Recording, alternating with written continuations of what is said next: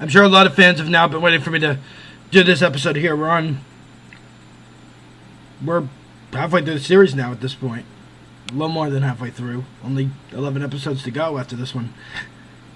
Here is How to Rock a Love Song. And I think a lot of people have been looking forward, a lot of fans been looking forward to me talking about this one, since they probably consider it the best.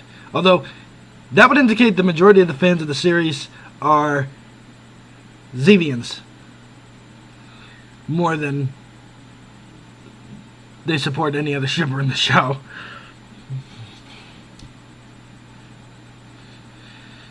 Shipper show. Alliteration for you. So, we start off with, and it's an interesting one. It had a lot of potential to it. It could have been much better. And I'm sure I'm not alone on that idea. And before I get into the plot, let me just say, actually I'll get to this after I talk about the plot. So, Xander is writing a new song by himself. It's indicated by the title Lady that it's a love song. And he doesn't want anyone to read it. Not just because it's not ready yet, because it's personal, too. But because it's personal, too. And Casey persuades Stevie to look at the lyrics with her, as in, they can figure out who she is, and try and get her to go out with Xander. So, they look at the lyrics, and according to the lyrics, each girl thinks the song's written about them. And they try and figure out who it is. But the dilemma here is that, according to Nelson and Kevin, he shouldn't have a crush on either of them because bandmates shouldn't date. It would most likely result in the bands breaking up. And herein lies the problem that I have with this episode. Here's one problem. As I've said once, I've said it a million times. I can't stand Casey. So every time she opens her big fat mouth and spews out the idea that the love song is about her, that Xander's in love with her, that just goes toward the egocentric characteristics that I despise so much, and it really just ticks me off. However, so I think, like I said, and even her fantasy's self-indulgent too. It's more about Xander's attention to her rather than, well, the fantasy Stevie has about it too is kind of about that too, but not to such a strong degree. It's just Casey's has him showering her with gifts and being all lovey-dovey to her. It's all about her in that sense. And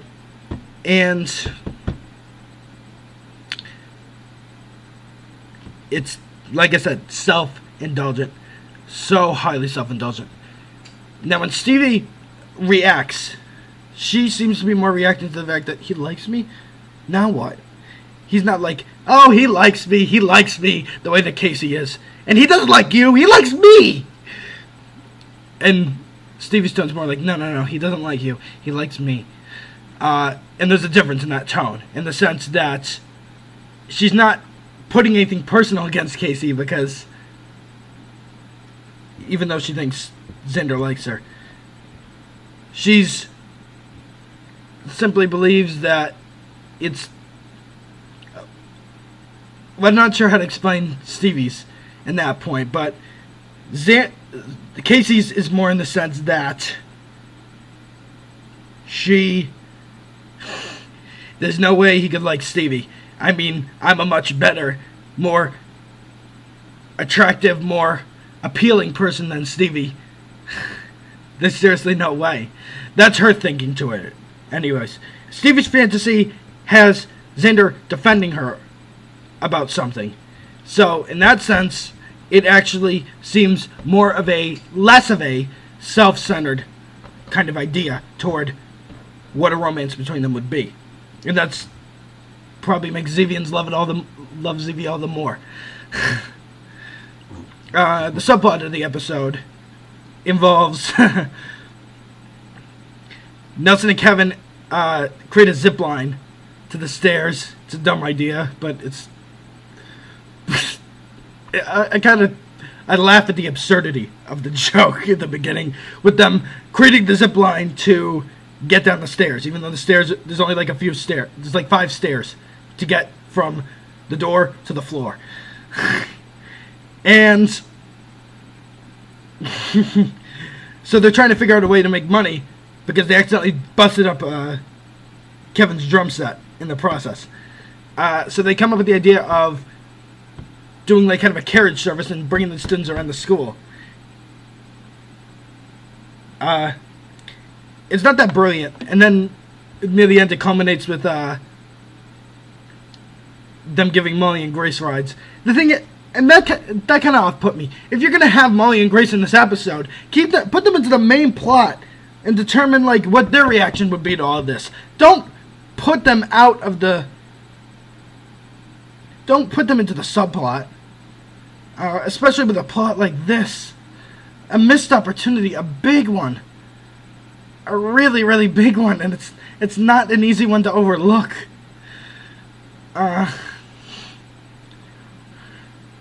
And then we get the ending to the episode. It made the whole entire episode feel like such a big cock tease. And even worse, it's not the ending itself, because you expect cock tease episodes or endings in Nick shows nowadays, because that's how they keep it flowing. That's how they keep some audiences interested. The audiences that it appeals to. Can't imagine anyone my age being appealed to anything resembling the cock tease that Nick has in the shows nowadays. This one's not that hard to let go. But at the same time, the fact that Nick put the ending, the big reveal, I'm not going to say what it is. You'd probably know what it is by now. Put the big reveal into one of the commercials or the ads for the episode. It shows what little faith they had in the show. It indicates just how pathetic they are, in the sense that they would overhype and overexploit their shows like iCarly and Victorious, and then one of their shows like How to Rock, which don't fit that big kind of manic supremacy, kind of idea of supremacy that those other shows represent. As this is what's supposed to be, this is what a teenager's life is supposed to be. How to Rock's more of a reality than of a teenager's life than iCarly or Victorious.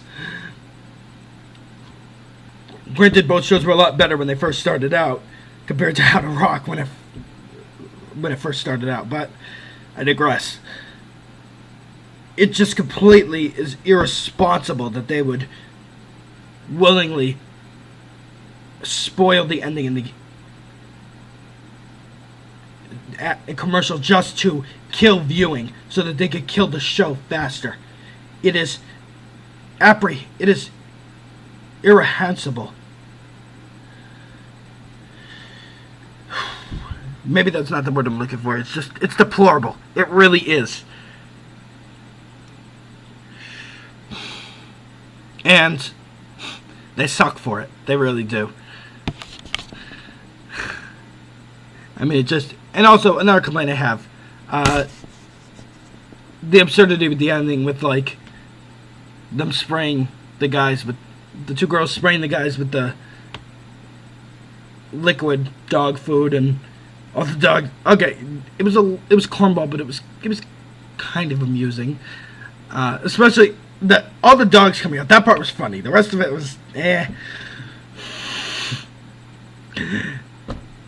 But then the episode has Casey talking to Xander about the situation and trying to get an idea, and it aims toward Zevie, which maybe the book was aiming more toward Zevie than anything else, but that just, I didn't like it. it didn't work for me. If they had maybe Zevie communicating with him at the end of the episode, or like maybe maybe like what he says about what the song was about is if it was actually a cover for who the real girl he was thinking about was, and Zevians would probably assume it was Molly. I mean, it was Stevie. It was Stevie. It couldn't be anybody but Stevie. My assumption would have been it's Molly. He's thinking about Molly. Anyways, I liked the episode. The parts about Casey just indulging her ego and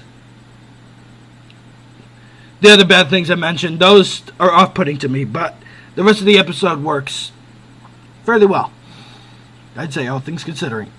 Well, that's it. I will see you guys at the next one.